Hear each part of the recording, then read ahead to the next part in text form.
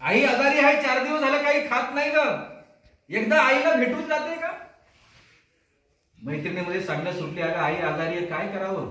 आज जर कामाला गेली नाही तर संध्याकाळी लेकरांचं पोट भरणार नाही, करावं तर काय करावं? मी मैत्रीण सांगते, वेडीस का? अगं आजचं काम उद्या करता येईल, उद्या तुला काम मिळेल, पण आज मात्र तुझी लेकरं उपाशी, हा विचार करशील. आई मरून गेल्यावर मग काय करशील? कामधंदा सोडून हातामध्ये एक पिशवी घेऊन एसटी पकडली आणि खेडवरून एसटी पकडून ती मुलगी वाजवण्याच्या एसटी स्टँडला उतरली. वाजवण्याच्या एसटी स्टँड पासून घरापर्यंत 1 किलोमीटरचं अंतर आहे. दुपारच्या 12 वाजल्या. आईला भेटायला जायचं म्हणून त्या मुलीचं काळीज सुपा एवढं झालंय, माझ्या आईला मला भेटायचंय. त्या एसटी स्टँडच्या बाजूला भासवंडांनी पाहिलं, आपली आत्या आली. धावत धावत धावत ते निघालं आणि आजीला सांगू लागलं, आजी अगं आत्या आली म्हणता म्हणता आजीने पाहिलं, माझी लेक मला भेटायला आली. 4 दिवस अंथरुणावर पडलेली म्हातारी टक्कन उठून उभी राहिली आणि लेक आल्याबरोबर तिच्यावर तांब्या घेऊन तो तांब्या एका बाजूला फेकून दिला. हे माय लेकीचं नातं या जगामध्ये श्रेष्ठ आहे. आईच्या ममतेची किंमत या जगाच्या पाठीवर ती तुलना कशाचीच करता येत नाही. एका कवीने सांगितलं, स्वामी तिने जगाचा आई विना भिकारी. कुणी स्वर्ग जिंकला म्हणतात, कुणी पाताळ जिंकलं म्हणतात, कुणी पृथ्वी जिंकली म्हणतात. हे सगळं जिंकूनही त्याच्या घरात जर आई नसेल ना, तर त्याच्या त्या संपत्तीला कवडीचीही किंमत नाही, तो भिकारी आहे.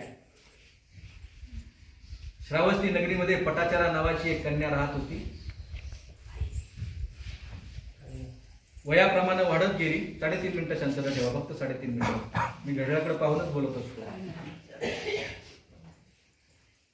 आई वडिलांनी ठरवलं आता पटाचाराचं लग्न करावं. पण त्या पटाचाराचं तिच्या घरामध्ये बंगल्यामध्ये असणाऱ्या नवऱ्याबरोबर प्रेम प्रकरण झालं आणि पटाचारानं तिचा नवरा त्या घरातून निघून गेला. निसर्गाच्या नियमाप्रमाणे त्या श्रावस्ती नगरीच्या बाजूला एका खेड्यामध्ये पटाचारानं तिचा नवरा राहत होता. कालांतराने तिला दिवस गेल्याने तिने विनंती केली की मला माझ्या आई वडिलांच्या घरी प्रथम बाळंतपणाला घेऊन जा. दुःख काय असतं हे आपण समजून घेतो केवळ 3.5 मिनिटांमध्ये. आपल्याकडे फारसा वेळ नाही. मलाही गरम होते, तुम्हालाही होत असावं. पण एखादी व्यक्ती आपल्यातून गेल्यानंतर तिच्या पुण्याला अनुमोदन द्यावं म्हणून आपण एकत्र येत असतो, कारण पुन्हा ती व्यक्ती येत नाही. त्या पुण्याला अनुमोदन द्यायला आपण जमलेलो असतो. 9:30 आपला कार्यक्रम सुरू झाला, 10:30 बरोबर आपण संपणार आहोत. नवऱ्याने सांगितलं, अगं आपण पळून जाऊन लग्न केले. तुझे आई वडील आपल्याला घरामध्ये घेणार नाही, ते आपला द्वेष करतील, आपल्याला शिव्याशाप देतील, मारतील. कशाला आई वडिलांच्या घरी जावं? पटाचाराचा नवरा कामाला निघून गेला. पटाचारा वाढलेलं पोट घेऊन आपल्या आई वडिलांच्या गावाच्या दिशेने निघाली. रस्त्यातच तिला बाळांत वेदना चालू झाल्या. तिने एका गोंडस मुलाला जन्म दिला. घरी आलेल्या नवऱ्याने विचारलं, कुठे गेली पटाचारा? शेजाऱ्याने सांगितलं, या रस्त्याने गेली. तो गेला आपल्या बायकोच्या पाठीमागे पाहतो तर एका गोंडस बाळाला जन्म दिलेली पटाचारा त्याला दिसली. घरी घेऊन आला. पुन्हा 5-7 वर्षानंतर पुन्हा तिला दिवस गेले. तिने पुन्हा विनंती केली की माझं पहिलं बाळंतपण माझ्या आई वडिलांच्या घरी केलं नाही, किंवा माझ्या दुसऱ्या बाळंतपणात तरी घेऊन चला.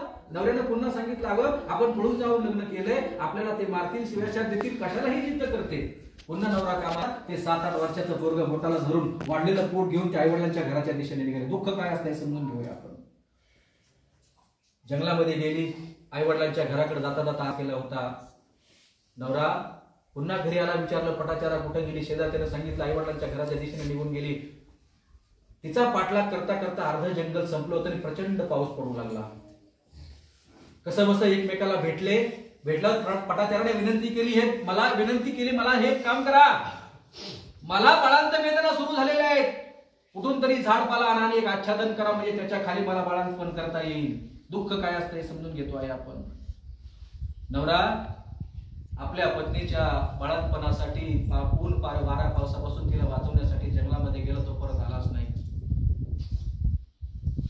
रात्र भयान झाली होती. पटाचारानं पुन्हा एकदा गोंडस मुलाला जन्म दिला. सकाळ झाल्याबरोबर आपल्या नवऱ्याच्या शोधामध्ये निघाली तर रस्त्याच्या बाजूला एका झाडाखाली तो नवरा सर्पदंशाने मरून पडला होता. नुकताच एका लहान बालकाला जन्म दिलाय. एक 7-8 वर्षाचा मुलगा तिच्या बरोबर आहे. आता काय करावं? नवरा तर गेला म्हणून आई वडिलांच्या घराच्या दिशेने निघाली होती. रस्त्यामध्ये एका छोट्या होड्याला पूर आलाय. आता काय करावं? लहान मुलगा न्यावं की हे मोठं न्यावं या विवंचनेमध्ये ती आहे. म्हणून नुकताच जन्माला आलेल्या मांसाचा गोळा एका कपडामध्ये गुंडाळला, एका झोपामध्ये ठेवला आणि त्या मोठ्या मुलाला नदीच्या पलीकडे नेऊन ठेवलं आणि ती नदीच्या मध्यांतरी आली. दुःख काय असतं? नदीच्या मध्यांतरी आल्यावर एक भैरू ससाना या नुकत्या जन्माला मांसाच्या गोळ्यावरती वरून झडप घालत होता. त्याला वाटलं हा मांसाचा गोळा आहे की काय आपण खायला मिळेल, म्हणून त्या मांसाच्या गोळ्यावर तो भैरू ससाना झडप घालत होता. हिला वाटलं आपण त्या भैरू ससानाला हाकला म्हणून ही टाळ्या वाजवू लागली. पलीकडच्या मुलाला वाटलं माझी आई मला आतमध्ये बोलवते की काय. ते मुलगा आतमध्ये नदीच्या प्रवाहाबरोबर वाहून गेलो. इकडे भैरू ससाना त्या लहान लेकरालाही उचलून घेऊन गेला. सकाळी नवरा सर्पदंशाने मृत्यू पावलाय. डोळ्यात देखत एक आता जन्माला आलेलं काही तासापूर्वीचं मुलगा भैरू ससाना घेऊन गेला आणि 7-8 वर्षाचं मुलगा त्या नदीच्या प्रवाहाबरोबर वाहून गेलं. दुःख, हे सगळं दुःख उराशी कवटाळून पटाचार आपल्या आई वडिलांनी भावाला भेटायला निघाली. नदी पार करून पलीकडे गेली. त्या गावातून तो व्यक्ती येत होता. त्याला विचारलं, दादा माझे आई वडील सुखी आहेत का? तो सांगू लागला, ताई काल प्रचंड पाऊस झाला, वादळ झाला, वारा झाला, तुझ्या बापाचं आई बाबाचं घर पडलं आणि त्या घराच्या ढिगाऱ्याखाली तुझे आई वडील भाऊ तिघेही मरून गेले.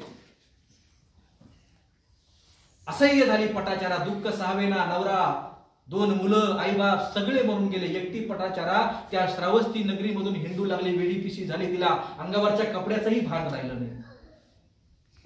कोणी दगड मारतय, कोणी काड्या मारतय, कोणी काय करतय, कोणी चिखल, सगळं सहन करत करत करत पटाचारा त्या श्रावस्ती नगरीवरून फिरत होती.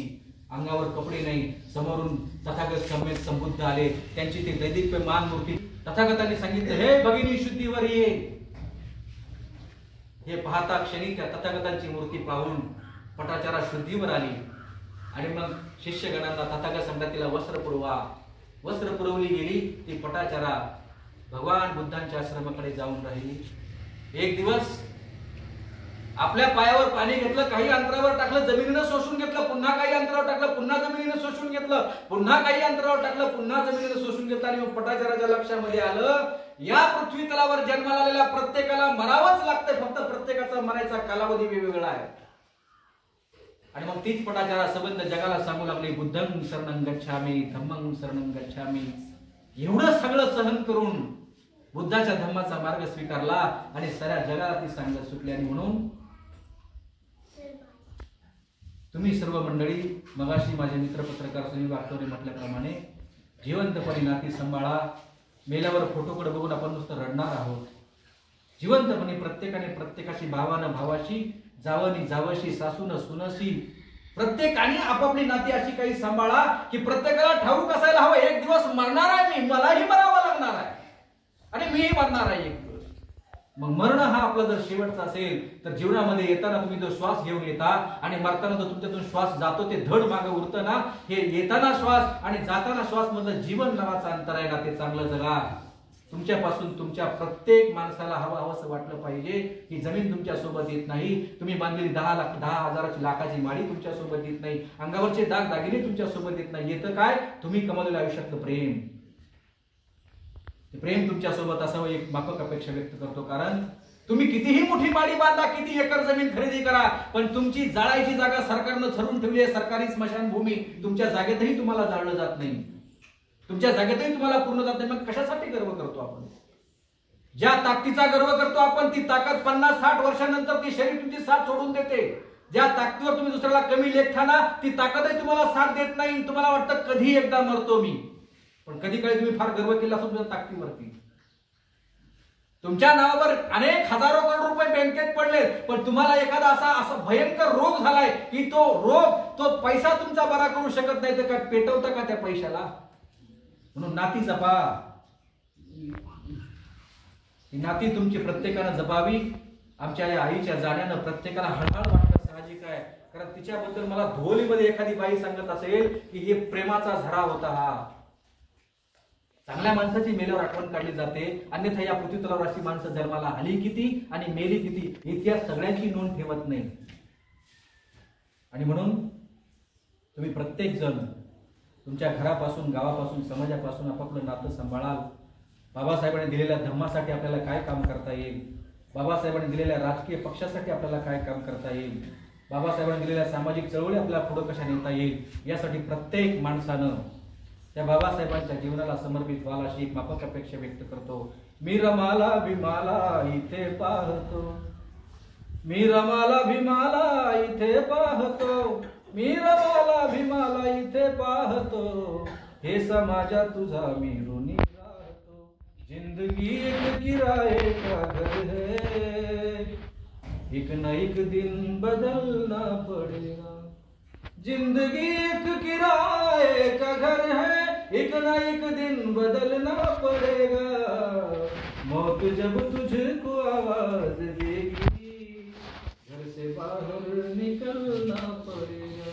ऐसी हो जाएगी तेरी हालत, काम आएगी दौलत न ताकत, छोड़कर अपनी ऊंची हवेली, घर से बाहर निकलना पड़ेगा। जय हिंद, जय बुद्ध, जय भारत।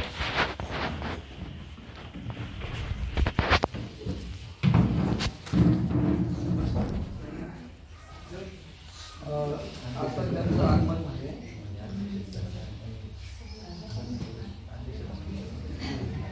आता त्यांचं आगमन झाले असे आमचे मित्र डॉक्टर देवेंद्र पवारसाहेब हे आणि यानंतर अध्यक्षीय भाषण होईल।